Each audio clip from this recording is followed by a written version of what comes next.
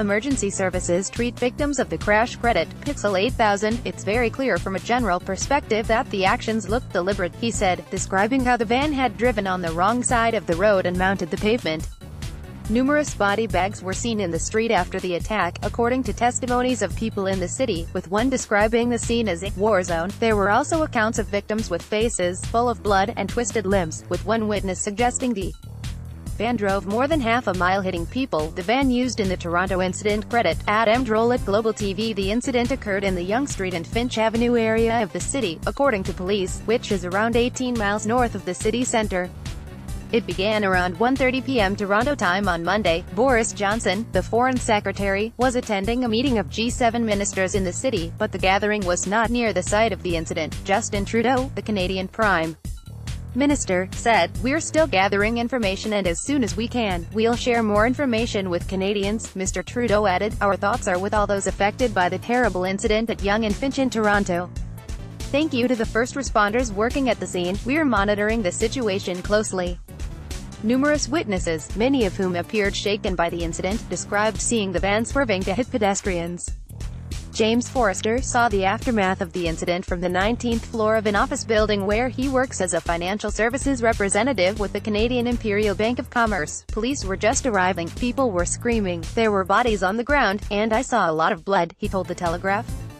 Mr. Forrester described seeing 3 dead bodies on the pavement covered by orange sheets, about 10 ambulances, 7 police cars and an estimated crowd of 30 onlookers. Police said 9 people have been killed in the attack, while 16 more are injured. Credit Zuma Press. He added that the white van traveled about 2 kilometers before it was stopped by police, and that as many as 40 people have been hit. Henry Miller, who lives in an apartment overlooking the street, told Sky News, "I heard a large amount of honking, and I stepped out onto the balcony to see what was causing the trouble, and at this point I saw a lady lying on the floor and the van driving off with people running around trying to help her." Mr. Miller said the white van sped probably 60 to 70 miles per hour down this major road, swerving to what I would say fairly deliberately hit pedestrians and swerving in and out of traffic before eventually careering off into one of the other side streets and out of view. The van injured around 10 people in Toronto, according to reports. Credit James Forrester. One witness described seeing a middle-aged man barely moving on the ground after being hit. He told CNN, "I feel sick to my stomach. I've never seen anything like this before." Cache Levy, another witness, described seeing victims with faces full of blood, telling CNN that the legs of those hit had been twisted and contorted. Another witness speaking to the network, who did not give his name, became emotional describing how the van swerved to repeatedly hit pedestrians. "He's just hitting people one by one by one. It was a nightmare," he said. "The van just went on the sidewalk and started hitting everyone," he added. A woman stands crying in the aftermath of the incident. Credit Reuters. The witness said seeing a pushchair split in half, and a group of people sitting on a bench being hit by the van. He said what he had witnessed was like a war zone. Megan Gray, a Toronto police spokesman, said, "At this point it's too early to tell what, if any, motive there was." Kim McKinnon, Toronto paramedic spokesman, said at least 8 ambulances took victims of the incident to nearby Sunnybrook Hospital. 3:10 a.m. The Toronto police and first responders faced danger without hesitation today, and I want to thank them for their courage and professionalism. We'll continue working with our law enforcement partners as the investigation continues. Justin Trudeau, at Justin Trudeau, April 24, 2018, 1:53 a.m. Andrew Scheer, leader of the opposition Conservative Party, has issued a statement, extending his condolences to those who had lost loved ones in the attack, and said the individual responsible should feel the full force of the law. "We have all seen by now the incredible footage of a police officer staring down the attacker alone on a city street. The men and women of our police services represent the best of what it means to be Canadian, and today we thank them. I am confident that all Canadians stand in support of the people of Toronto as they come together to support families impacted by this tragedy.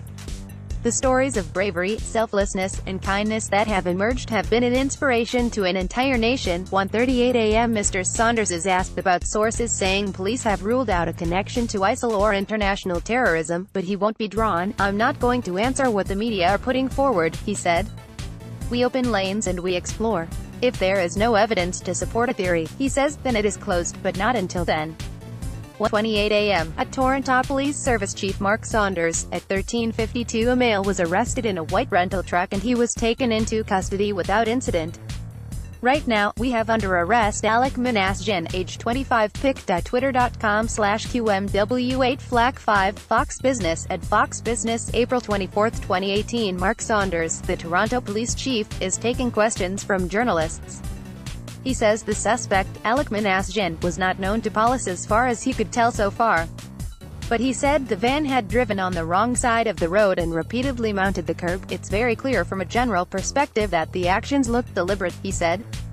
He added that the suspect was not armed and that police were investigating whether he had accomplices. 1:24 a.m. Speaking to the media, Ralph Goodale, Canadian Public Safety Minister, said so far there was no national security connection to this particular incident. However, officials are at pains to say the investigation is at an early stage. 1:15 a.m. City officials are briefing the media now.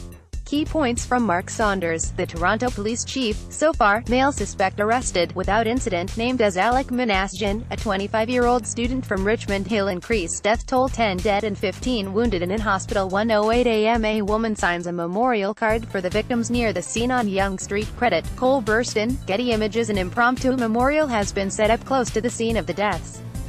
We are expecting a news briefing any minute to bring us up to date with happened. 1:01 a.m. Police now inside home of Toronto van suspect.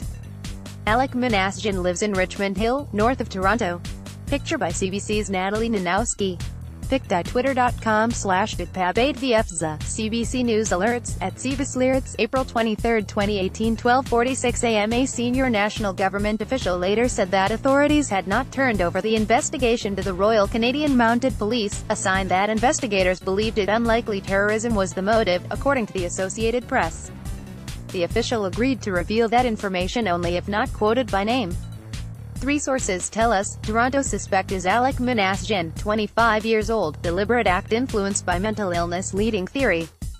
He allegedly researched past 2014 incident in CA, Jonathan Dienst, at Jonathan Forney, April 23, 2018, 12:39 a.m. Ralph Goodale, Canadian Public Safety Minister, said he had no evidence to suggest Canada's national threat level needed to be raised following today's attack in Toronto. There is no information available to me at the present time that would indicate a change in the risk level, Mr. Goodale told reporters in Toronto, where he is attending the G7 Foreign and Security Ministers meeting. 12:10 a.m. The suspect in the Toronto van attack that killed 9 people and injured 16 others is a 25-year-old man named Alec Manasjian, the Canadian Broadcasting Corporation said on Monday. He is believed to be a student at Seneca College in Toronto. He reportedly lives in Richmond Hill, north of Toronto.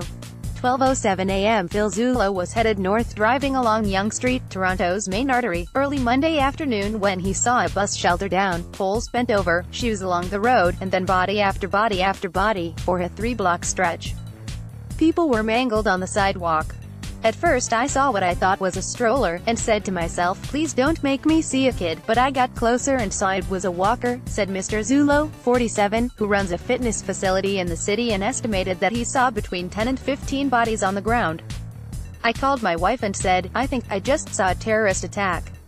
He said that thousands of people live and work in the area, and that dozens of police officers and emergency responders converged on the scene, from everywhere, providing CPR to the victims. It was as if they had done this 100 times. These guys were unbelievable. Mr. Zullo also saw the suspect, leaning against a police cruiser, surrounded by 3 officers who handcuffed him. He described the man as dark-skinned, clean-shaven, bald and wearing glasses. The man reportedly pointed his cell phone at police as if it were a weapon. This has never happened here, said Mr. Zullo. But why not us? 11:52 p.m. Officers at the scene credit Chris Donovan. Reuters users in the area can check in and let friends know they are safe here. 11:45 p.m. Toronto just proved how rare it stands in North America, and even the world. No shots fired. No mass panic. Suspect peacefully arrested. No security lockdown. No system-wide transit shutdown or politicians rushing to lay blame. Mohammed Lila, at Mohammed Lila, April 23, 2018. Don't give people trying to use today's tragedy in Toronto for political gain a platform. Especially the ones who are commenting from the outside. They want attention, controversy, and divisiveness. Let's focus on being there for each other, which is what this city does best. Jeff Vaillet, at Jeff Vaillet, April 23, 2018. Canadians at home and all around the world are doing their Canadian thing, keeping calm and not jumping to conclusions. 11:36 p.m. The Toronto Maple Leafs are playing the Boston Bruins in a playoff game tonight. The club has announced extra security for the night, the Toronto Maple Leafs and Maple Leaf Sports. Our organization continuously works in close partnership with Toronto Police Service and other security agencies to ensure the safety of all fans attending games at Air Canada Centre, including playoff tailgate events at Maple Leaf Square. In addition to the safety measures already in place, Toronto Police Service will be implementing a number of additional measures including road closures surrounding Air Canada Centre tonight to create the safest environment for our fans watching in Maple Leaf Square, as well as providing enhanced security inside Air Canada Centre. 11:30 p.m. After multiple pedestrians plowed down on Toronto sidewalk, driver gets out holding what appears to be a gun. Police arrest him. No shots fired. Pic.twitter.com/Zwales1D8. Michelle Boyer, at Boyer Michelle. April 23, 2018. This is the extraordinary moment when a suspect is arrested. Filmed by an anonymous witness and passed to CTV News, a man appears to tell police he has a gun and asks them to shoot him. Social media is buzzing with comments written by American viewers incredulous that the man was taken alive. 11:17 p.m. A tarp covers an unidentified body on Yonge Street at Finch Avenue. Credit, Cole Burston, Getty Images. 11:14 p.m. The Associated Press is quoting an unnamed U.S. security source saying that investigators are examining terrorism as the likely motive. The source said there was no reason to believe that the incident in which a Ryder rental van plowed into a crowd was an accident. 11:12 p.m. Canada's Minister for Public Safety, Ralph Goodale, was asked at the G7 meeting whether the government had received any threats or information to suggest that the talks might be targeted. "No, not to my knowledge," he said. 11:08 p.m. The incident occurred as ministers from the major industrial countries were gathered in Canada to discuss a range of international issues in the run-up to the G7 meeting near Quebec City in June. Currently in Toronto attending the G7 Security Ministers meeting. My thoughts are with all those caught up in the incident today in this fine city. Pic.twitter.com/4freevibe, City of Toronto, at Toronto Coms, April 23, 2018. 10:42 p.m. Peter Ewan, Toronto Police's acting chief, said officers arrived on the scene after receiving multiple calls indicating a van was striking a number of pedestrians.